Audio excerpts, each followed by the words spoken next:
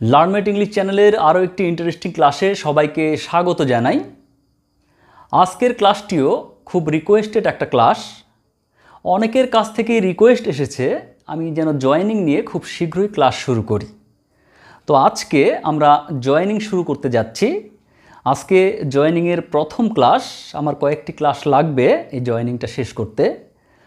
তো আজকে আমরা নাউন ক্লজ দিয়ে দুটো সেন্টেন্সকে জয়েন করা শিখব। জয়েনিং মানে হচ্ছে দুটো সেন্টেন্সকে, দুই বা তার বেশি সেন্টেন্সকে একটা সেন্টেন্সে রূপান্তরিত করা। অর্থাৎ দুটো সেন্টেন্সের যে মানে রয়েছে সেই মানেটা ঠিক রেখে দুটো সেন্টেন্সকে একটা সেন্টেন্সে প্রকাশ করা, যাতে করে সেই একটা সেন্টেন্সে সেই দুটো সেন্টেন্সে যা বোঝাতে চাইছিল সেটা যেন আমরা প্রকাশ করতে পারি। যেমন আমি বললাম, এ হয় একটি ছেলে, দিস ইজ এ বয়, সে পুরস্কার জিতেছিল, হি ওন দ্য প্রাইজ। তো আমি যদি এই দুটো সেন্টেন্সকে একটা সেন্টেন্সে রূপান্তর করি তখন আমরা বলতে পারি, this is the boy who won the prize. এই হয় সেই বালকটি যে পুরস্কারটি জিতেছিল। তো এখানে দুটো সেন্টেন্স ছিল, সেটাকে আমরা একটা সেন্টেন্সে রূপান্তর করলাম। আগের দুটো সেন্টেন্স সিম্পল সেন্টেন্স ছিল, আমরা এই দুটো সিম্পল সেন্টেন্সকে একটা কমপ্লেক্স সেন্টেন্সে রূপান্তর করলাম। এবার বিভিন্নভাবে এই জয়েনিংগুলো করা যেতে পারে। দুটো সিম্পল সেন্টেন্সকে একটা সিম্পল সেন্টেন্সে রূপান্তর করা যেতে পারে, আবার দুটো সিম্পল সেন্টেন্সকে একটা কমপ্লেক্স সেন্টেন্সে রূপান্তর করা যেতে পারে। আবার এমনও হতে পারে দুই বা তার বেশি সেন্টেন্সকে কম্পাউন্ড সেন্টেন্সে রূপান্তর করা যেতে পারে। যেমন কম্পাউন্ড সেন্টেন্স আমরা কিভাবে গঠন করে থাকি, দুটো সিম্পল সেন্টেন্স, দুই বা তার বেশি simple sentence, and, but, or, either or, neither নর, এই ধরনের কনজাংশনগুলো দিয়ে আমরা কিন্তু জয়েনিং করতে পারি। তো যখন পরীক্ষাতে এই ধরনের প্রশ্ন থাকে তখন দুইভাবে প্রশ্নটা থাকতে পারে। একদম ক্লিয়ারলি বলে দিতে পারে যে জয়েন দ্য সেন্টেন্সেস, দুটো বা তিনটে সেন্টেন্স থাকলো, ব্র্যাকেটে বলে দিল যে এই সেন্টেন্সগুলোকে জয়েন করো। তো সেক্ষেত্রে তোমার স্বাধীনতা থাকছে, তোমার ফ্রিডম থাকছে, তুমি সেই সেন্টেন্সগুলোকে নিজের ইচ্ছে মতো, যদি তুমি পারো সিম্পল সেন্টেন্সে জয়েন করতে তাহলে সিম্পল সেন্টেন্সেও জয়েন করতে পারো, যদি তুমি চাও কমপ্লেক্স সেন্টেন্সে জয়েন করবে তাহলে কমপ্লেক্স সেন্টেন্সেও জয়েন করতে পারো। এবার তুমি কমপ্লেক্স সেন্টেন্সের কোনভাবে জয়েন করবে, তুমি যদি চাও যে সেটাকে নাউন ক্লজ দ্বারা জয়েন করবে তাহলে নাউন ক্লজ দ্বারাও জয়েন করতে পারো, যদি চাও অ্যাডজেক্টিভ ক্লজে জয়েন করবে তাহলে সেটাও পারো। আবার যদি মনে হয় যে না, এই সেন্টেন্সটাকে অ্যাডভার্বিয়াল ক্লজ দিয়ে জয়েন করতে হবে তাহলে তুমি সেটাও পারো। কিন্তু কখনো কখনো একদম স্পেসিফিক করে বলে দেওয়া হয় যে এই সেন্টেন্সটিকে নাউন ক্লজ দ্বারা জয়েন করো, অথবা এই সেন্টেন্সটিকে পার্টিসিপল দিয়ে জয়েন করো, বা এই সেন্টেন্সটিকে অ্যাডভার্বিয়াল ক্লজে জয়েন করো। তো সেক্ষেত্রে তোমাকে কিন্তু যেটা করতে বলবে ঠিক সেটাই তোমাকে করতে হবে। তো আমরা স্টেপ বাই স্টেপ সব ধরনের জয়েনিং শিখব। আজকে আমরা নাউন ক্লজ দিয়ে জয়েনিং শিখব এবং এটা হচ্ছে একটা কমপ্লেক্স সেন্টেন্স হবে। নাউন ক্লজ, অ্যাডজেক্টিভ ক্লজ এবং অ্যাডভার্বিয়াল ক্লজ, এই তিন ধরনের ক্লজই কিন্তু কমপ্লেক্স সেন্টেন্সের মধ্যে পড়ে। অর্থাৎ আমরা নাউন ক্লজ অথবা অ্যাডজেক্টিভ ক্লজ অথবা অ্যাডভার্বিয়াল ক্লজ দ্বারা যে সেন্টেন্সগুলোকে জয়েন করব সেটা কিন্তু কমপ্লেক্স সেন্টেন্স হবে। তো আমরা নাউন ক্লজ সম্বন্ধে কয়েকদিন আগেই পড়েছি। নাউন ক্লজ কাকে বলে? যখন একটা কমপ্লেক্স সেন্টেন্সে যে সাবঅর্ডিনেট ক্লজটা থাকে সেই সাবঅর্ডিনেট ক্লজটা নাউনের মতো কাজ করে তখন সেটা হচ্ছে নাউন ক্লজ। যেমন আমরা আগের দিন বলেছিলাম, I know that he is a teacher. তাহলে I know that he is a teacher, তাহলে সাবজেক্ট এখানে হচ্ছে আই, নো হচ্ছে ভার্ব। এবার এই that he is a teacher এটা অবজেক্টের কাজ করেছে। এবং আই নো রাম, যদি আমি বলি আই নো রাম, আমি রামকে চিনি, এখানে আই নো, এখানে রাম লিখলাম না, রামের বদলে আমরা গোটা একটা ক্লজ ব্যবহার করলাম। তাহলে এই ক্লজটা কিন্তু নাউনের মতো কাজ করছে, তাই এটা হচ্ছে একটা নাউন ক্লজ। এবার আমরা দুটো সেন্টেন্সকে জয়েন করব এবং সেটা নাউন ক্লজ দ্বারা জয়েন করব। আমরা নাউন ক্লজের কয়েকটি ভাগ দেখেছিলাম। নাউন ক্লজ অবজেক্ট হিসেবে ইউজ হতে পারে, নাউন ক্লজ আবার সাবজেক্ট হিসেবে ইউজ হতে পারে, নাউন ক্লজ প্রিপোজিশনের অবজেক্ট হিসেবে ইউজ হতে পারে, নাউন ক্লজ কমপ্লিমেন্ট হিসেবে ইউজ হতে পারে, নাউন ক্লজ নাউনের অ্যাপোজিশন হিসেবে ইউজ হতে পারে। তো সব ধরনের জয়েনিং আমরা আজকের ক্লাসে শিখব। লার্নমেট ইংলিশ এমন একটি প্ল্যাটফর্ম যেখানে তোমরা খুব সহজভাবেই ইংরেজি শিখতে পারো, সেটা ইংরেজি লেখা হোক বা ইংরেজিতে কথা বলা হোক বা গ্রামারের যে কোনো সেকশন হোক। তাই এই ধরনের প্রচুর ইন্টারেস্টিং ক্লাস পেতে লার্নমেট ইংলিশ চ্যানেলটিকে সাবস্ক্রাইব করে রাখো এবং বন্ধুদের সঙ্গে শেয়ার করো যাতে তারাও ইংরেজি শেখার এই লাভটি নিতে পারে। তাহলে দেখো, এখানে আমি দুটো এক্সাম্পল নিয়েছি এবং প্রত্যেকটা এক্সাম্পলে দুটো করে সিম্পল সেন্টেন্স রয়েছে। এবার এই দুটো সিম্পল সেন্টেন্সকে নাউন ক্লজ দিয়ে যুক্ত করতে হবে। এবার আমরা যখন নাউন ক্লজ দিয়ে জয়েন করব সেন্টেন্সকে, তো আমরা লিঙ্কিং ওয়ার্ড হিসেবে কোন ওয়ার্ডগুলো ব্যবহার করব? তো আমরা লিঙ্কিং ওয়ার্ড হিসেবে আমরা দ্যাটের ব্যবহার করতে পারি, আমরা ইফের ব্যবহার করতে পারি, আমরা হোয়েদারের ব্যবহার করতে পারি এবং যে ডাব্লিউএইচ ওয়ার্ডগুলো রয়েছে who, whom, whose, what, where, when, how, এই যে ডাব্লিউএইচ ওয়ার্ডগুলো রয়েছে সেই ডাব্লিউএইচ ওয়ার্ডগুলিও আমরা লিঙ্কিং ওয়ার্ড হিসেবে ব্যবহার করতে পারি। তো দেখো, প্রথম সেন্টেন্সে বলেছে he is an honest man, সে হয় একজন সৎ মানুষ। It is known to all, এটা সবার জানা। তাহলে এই সেন্টেন্সটা দেখো, এখানে হি হচ্ছে সাবজেক্ট, ইজ হচ্ছে ভার্ব এবং অ্যান অনেস্ট ম্যান, এই অ্যান অনেস্ট ম্যান এটা অবজেক্টের কাজ করেছে। অ্যান অনেস্ট ম্যান এটা হচ্ছে অবজেক্ট, এখানে অনেস্টটা হচ্ছে অ্যাডজেক্টিভ, ম্যানটা হচ্ছে নাউন, হিটা হচ্ছে প্রোনাউন। নাউন বা নাউন ইকুইভ্যালেন্ট। এবার পরের সেন্টেন্সটা দেখো, বলেছে it is known to all, এখানে ইটটা সাবজেক্ট, ইজটা অক্সিলিয়ারি ভার্ব, নোনটা মেইন ভার্ব এবং সেন্টেন্সটি প্যাসিভ ভয়েসে রয়েছে। It is known to all, এখানে ইটটা কিন্তু সাবজেক্ট এবং এটা নাউনের কাজ করেছে। এবার আমরা সেন্টেন্স দুটোর মানেটা একবার দেখছি। দেখো, প্রথম সেন্টেন্সে বলেছে he is an honest man, সে হয় একজন সৎ মানুষ। দ্বিতীয় সেন্টেন্সে বলেছে it is known to all, এটা সবার জানা। এটা সবার জানা, তো এটা মানে কি? এটা সবার জানা, তাহলে এটা মানে হচ্ছে he is an honest man, সে হয় একজন সৎ মানুষ। এবার এই ইটের বদলে আমরা যদি একটু কায়দা করে হি ইজ অ্যান অনেস্ট ম্যান কথাটা লিখে দেই, তাহলে ইটের জায়গাটা কিন্তু পূরণ হচ্ছে। দেখো, আমরা যদি লিখি that he is an honest man is known to all. That he is an honest man, সে যে একজন সৎ মানুষ, ইজ নোন টু অল, এটা সবার জানা। তাহলে এই ইটের জায়গায় আমরা কি ব্যবহার করলাম? That he is an honest man, সে যে একজন সৎ মানুষ, ইজ নোন টু অল। এখানে ইটটা নাউনের কাজ করেছিল, এখানে এই গোটা ক্লজটা নাউনের কাজ করলো। তাহলে যেহেতু এই ক্লজটা নাউনের কাজ করলো, তাহলে এই ক্লজটা হচ্ছে একটা noun clause. That he is an honest man is known to all, সে যে একজন সৎ মানুষ এটা সবার জানা। তাহলে that he is an honest man এটা হচ্ছে একটা নাউন ক্লজ এবং এই ক্লজটির দ্বারা এই দুটো সেন্টেন্স কিন্তু জয়েন হয়ে গেল। তাহলে দুটো সেন্টেন্স একটা সেন্টেন্সে রূপান্তরিত হলো এবং এটা নাউন ক্লজ দ্বারা করা হলো। এবার পরের উদাহরণটা দেখো, রামবাবু সেইড সামথিং, রামবাবু কিছু একটা বলেছিল। ইট ওয়াজ ট্রু, এটা ছিল সত্যি। তাহলে এটা ছিল সত্যি, এটা মানে হচ্ছে রামবাবু যেটা বলেছিল। তাহলে রামবাবু যেটা বলেছিল বা রামবাবু যা বলেছিল তা সত্যি ছিল।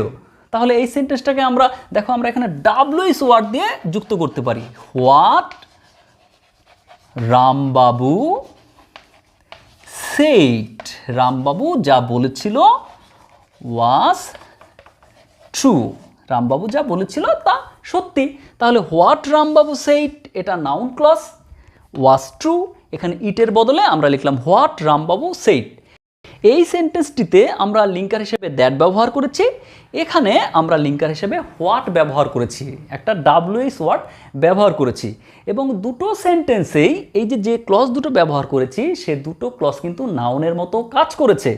তাই এই ক্লজ দুটি হচ্ছে নাউন ক্লজ এবং এই ক্লজ দুটি কিন্তু সাবজেক্ট অফ এ ভার্ব, ভার্বের সাবজেক্ট হিসেবে কাজ করেছে। এবার আমরা অন্য উদাহরণ দেখছি। দেখো প্রথম সেন্টেন্সে বলেছে হি ডিড দ্য সাম, সে অঙ্কটি করেছিল। আই নো দ্য মেথড, আমি মেথড মানে আমি পদ্ধতিটা জানি। সে অঙ্কটা করেছিল, যে পদ্ধতিতে সে অঙ্কটা করেছিল সেটা আমি জানি। তাহলে দেখো আই নো দ্য মেথড, আমি পদ্ধতিটা জানি। তাহলে এই পদ্ধতিটা মানে কি, যে হি ডিড দ্য সাম, সে অঙ্কটা কিভাবে করেছিল সেটা আমি জানি।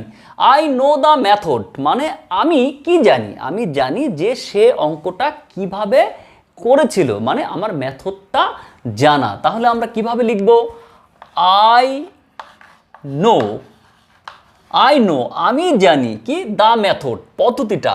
তাহলে I know how he did the sum.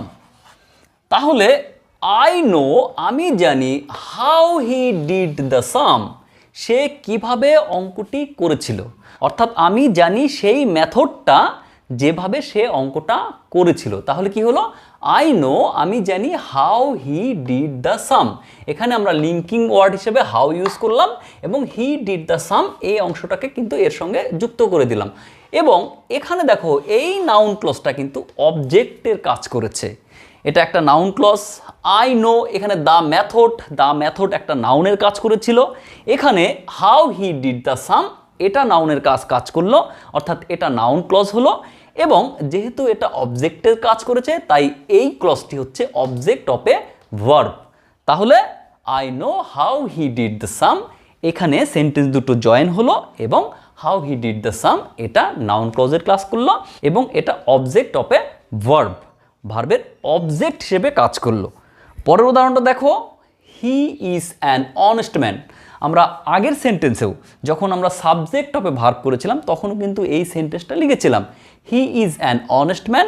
এখানে আই বিলিভ ইট, আমি এটা বিশ্বাস করি। এটা মানে এখানে ইটটা কিন্তু অবজেক্টের কাজ করেছে। তাহলে এখানে ইটটা হচ্ছে অবজেক্ট এবং ইট মানে হচ্ছে he is an honest man, সে হচ্ছে একজন সৎ মানুষ। তাহলে আমরা এটা কিভাবে করব, দেখো আই বিলিভ আমি বিশ্বাস করি, ইট মানে হচ্ছে সে একজন সৎ মানুষ। তাহলে আই বিলিভ দ্যাট যে হি is an honest man. I believe আমি বিশ্বাস করি, that he is an honest man এটা নাউন ক্লজ এবং এটা অবজেক্ট হিসেবে কাজ করেছে। তাহলে এখানে যে দুটো উদাহরণ আমরা দেখলাম এই দুটো উদাহরণে কিন্তু এই নাউন ক্লজগুলো অবজেক্ট হিসেবে কাজ করেছে, ভার্বের অবজেক্ট হিসেবে। আগের উদাহরণগুলো দেখলাম সেখানে ভার্বের সাবজেক্ট হিসেবে কাজ করেছিল, এখানে ভার্বের অবজেক্ট হিসেবে কাজ করেছে।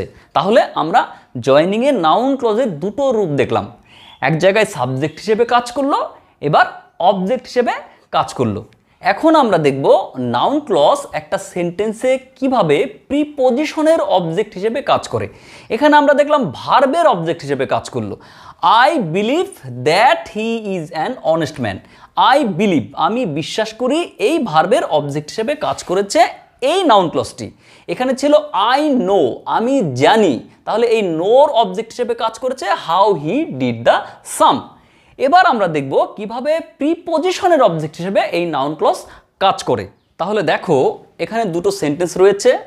প্রথম সেন্টেন্সে বলেছে হি উইল সে সামথিং, সে কিছু একটা বলবে। দ্বিতীয় সেন্টেন্সে বলেছে আই নো নাথিং অ্যাবাউট ইট, আমি এটা সম্বন্ধে কিছুই জানি না। আই নো নাথিং আমি কিছুই জানি না, অ্যাবাউট এটা একটা প্রিপজিশন, অ্যাবাউট ইট এই ইটটা হচ্ছে অবজেক্ট। কিসের অবজেক্ট? প্রিপজিশনের অবজেক্ট। তাহলে আই নো নাথিং অ্যাবাউট ইট আমি এটা সম্বন্ধে কিছু জানি না। তাহলে এটা মানে কি? এটা মানেটা কি? এটা মানে হচ্ছে হি উইল সে সামথিং, সে কিছু একটা বলবে। তাহলে আমি কিছুই জানি না, কি সম্বন্ধে জানি না, সে কি বলবে। তাহলে এই সেন্টেন্সটিকে আমরা যখন লিখব, আমি কিছুই জানি না কি সম্বন্ধে, যার সম্বন্ধে সে বলবে, তাহলে এটাকে আমরা কিভাবে করব? তাহলে ইটের বদলে এই অংশটা আমাকে নাউন ক্লজ দিয়ে লিখতে হবে। তাহলে লেখো I know nothing. I know nothing about, কিসের সম্বন্ধে? এবার অ্যাবাউট হচ্ছে একটা প্রিপজিশন, এর অবজেক্ট হিসেবে এই ক্লজটাকে আমরা ব্যবহার করব। তাহলে I know nothing about what he will say. তাহলে I know nothing about what he will say, সে কি বলবে তার সম্বন্ধে আমি কিছুই জানি না। তাহলে হি উইল সে সামথিং, সে কিছু একটা বলবে। I know nothing about it, it মানে হচ্ছে হি উইল সে সামথিং, সে কিছু একটা বলবে, সে কিছু একটা বলবে, এটার সম্বন্ধে আমি কিছুই জানি না।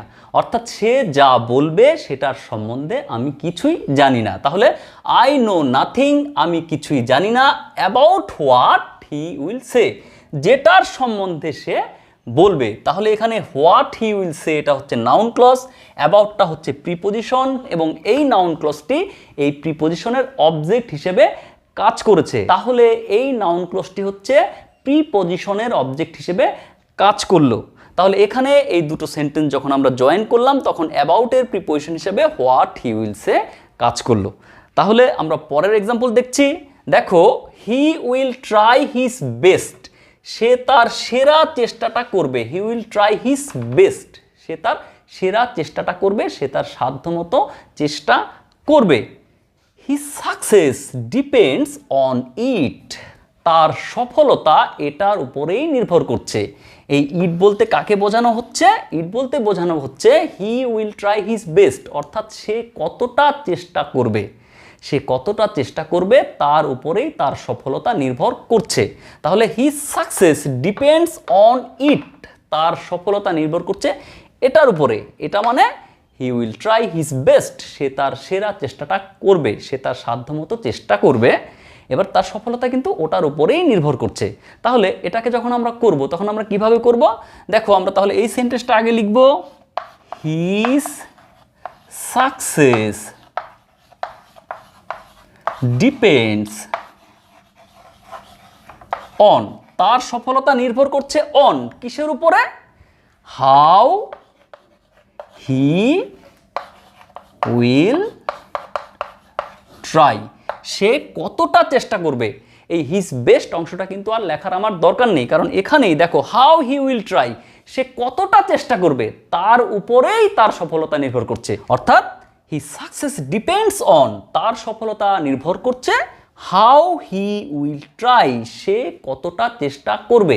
তাহলে এখানে এই হাউ হি উইল ট্রাই এটা নাউন ক্লজের কাজ করেছে, এবং এটা হচ্ছে অনের অবজেক্ট হিসেবে কাজ করেছে। তাই এখানে এই অন প্রিপজিশনের অবজেক্ট হিসেবে এই নাউন ক্লজটা কাজ করলো, এবং আমাদের জয়নিং কিন্তু কমপ্লিট হলো। তাহলে এখানে আমরা দেখলাম কিভাবে প্রিপজিশনের অবজেক্ট হিসেবে নাউন ক্লজ ব্যবহার হয়ে দুটো সেন্টেন্স জয়নিং হতে পারে। এবার আমরা নাউন ক্লজকে ভার্বের কমপ্লিমেন্ট হিসেবে ইউজ করে দুটো সেন্টেন্সকে জয়েন করব। এবার কমপ্লিমেন্ট কি? কমপ্লিমেন্ট হচ্ছে ভার্বের পরে বসে ভার্ব সম্বন্ধে কোনো এক্সট্রা কিছু বলে। কখনো কখনো সেন্টেন্সটা কমপ্লিট হয়ে যায়, অর্থাৎ একটা ইন্ট্রানজিটিভ ভার্ব যুক্ত একটা সেন্টেন্সের পরে বসে সেই ভার্ব সম্বন্ধে আরও কিছু বলে। যেমন যদি আমরা বলি দ্য বার্ডস আর ফ্লাইং, তাহলে পাখিগুলো উড়ছে, আমরা সম্পূর্ণ সেন্টেন্সটা বুঝতে পারছি যে পাখিগুলি উড়ছে। এবার যদি আমরা বলি the birds are flying in the sky, তাহলে আমরা আরও স্পষ্টভাবে সেন্টেন্সটা বুঝতে পারলাম যে পাখিগুলি আকাশে উড়ছে। তো এখানে ইন দ্য স্কাই হচ্ছে ভার্বের complement. The birds are flying in the sky, কোথায় উঠছে? আকাশে উঠছে। তাহলে ইন দ্য স্কাই ফ্লাইং ভার্বের কমপ্লিমেন্ট।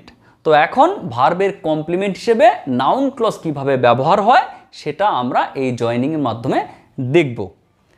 তাহলে দেখো, this is the thing we expected it. এই হয় সেই জিনিসটি, উই এক্সপেক্টেড ইট, আমরা এটা আশা করেছিলাম। তাহলে দিস ইজ এই হয় সেই জিনিসটি কি, যেটা আমরা আশা করেছিলাম। তাহলে এই যে দ্য থিং, এই থিংটা কোন জিনিসটা যেটা আমরা আশা করেছিলাম? তাহলে আমরা যদি এভাবে লিখি যে this is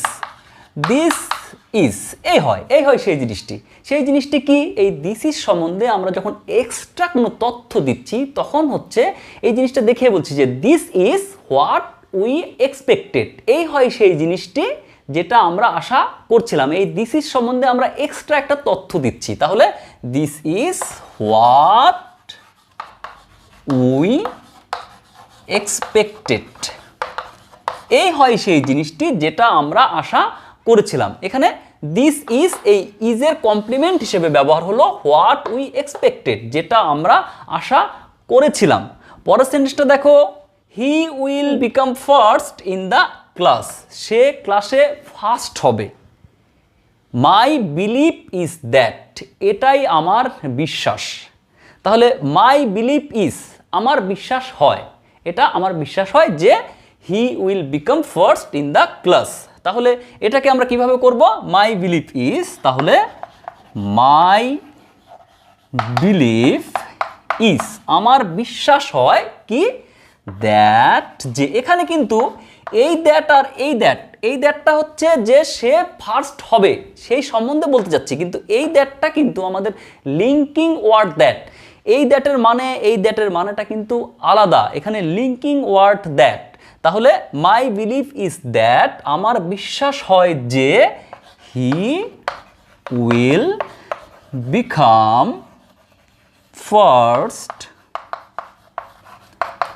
in the class.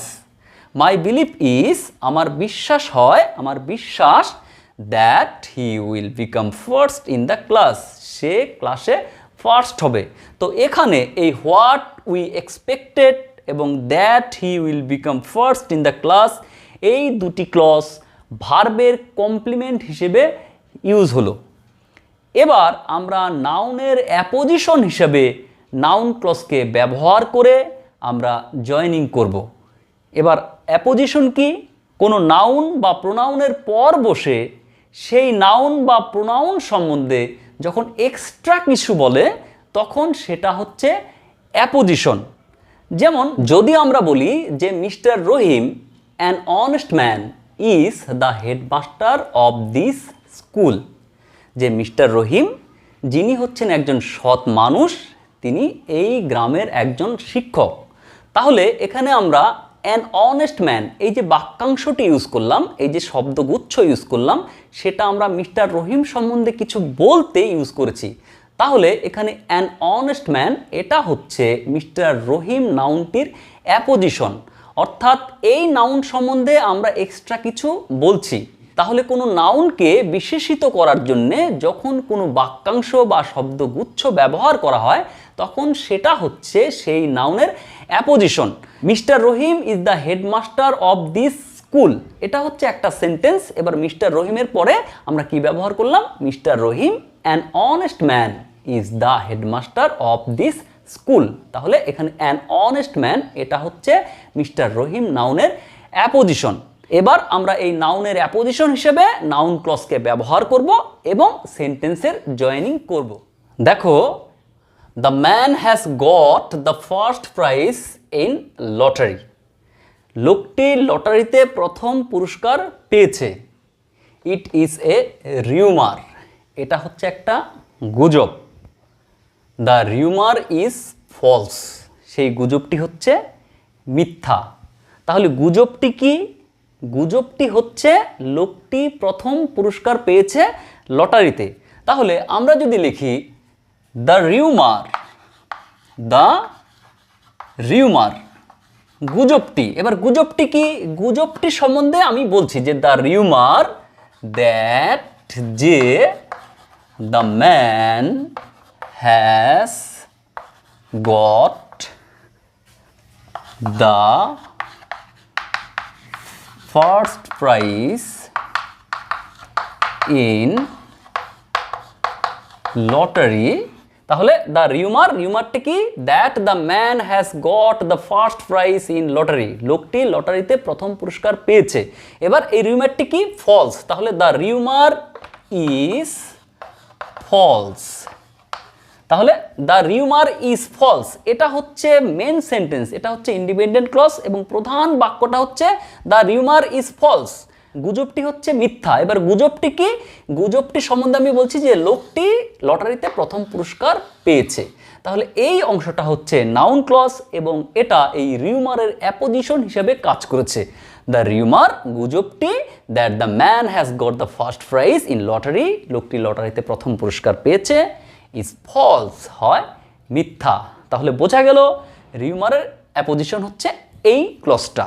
পরের সেন্টেন্স দেখছি, হি মে কাম ব্যাক, সে ফিরে আসতে পারে, একটা সম্ভাবনা রয়েছে। উই হ্যাভ দ্য এক্সপেকটেশন, এটা হচ্ছে আমাদের এক্সপেকটেশন, তাহলে উই হ্যাভ দ্য এক্সপেকটেশন, এক্সপেকটেশনটা হচ্ছে নাউন, এক্সপেকটেশনটা কি, যে হি মে কাম ব্যাক, তাহলে আমরা এভাবে লিখতে পারি we have the expectation that, আমাদের একটা এক্সপেকটেশন রয়েছে যে he may come back, we have an expectation, এই যে এক্সপেকটেশন, এই এক্সপেকটেশনটা কি, that he may come back, সে ফিরে আসতে পারে। তাহলে এই এক্সপেকটেশনটা সম্বন্ধে বলছে যে সে ফিরে আসতে পারে, এই এক্সপেকটেশনটাই হচ্ছে that he may come back, সে ফিরে আসতে পারে। তাহলে এখানে that he may come back এক্সপেকটেশনের অ্যাপোজিশন হিসেবে কাজ করলো। তাহলে বোঝা গেল নাউন ক্লজ দিয়ে এরপর যদি কোনো জয়েনিং করতে বলে তাহলে প্রথমে বুঝে নিতে হবে যে এটা কোন ক্যাটাগরিতে পড়ছে, এটাকে আমি সাবজেক্ট হিসেবে ইউজ করব, না অবজেক্ট হিসেবে ইউজ করব, না অ্যাপোজিশন হিসেবে ইউজ করব, না ভার্বের কমপ্লিমেন্ট হিসেবে ইউজ করব, না প্রিপোজিশনের অবজেক্ট হিসেবে ইউজ করব, সেটা দেখে বুঝতে হবে। যখন যেটা প্রয়োজন, যেখানে যেটা প্রযোজ্য, সেখানে সেই নাউন ক্লজটি কিন্তু ব্যবহার করতে হবে। তো আজকের ক্লাসটি আমি এখানেই শেষ করছি, দেখা হচ্ছে পরের ক্লাসে অন্য আরেকটি ইন্টারেস্টিং বিষয় নিয়ে।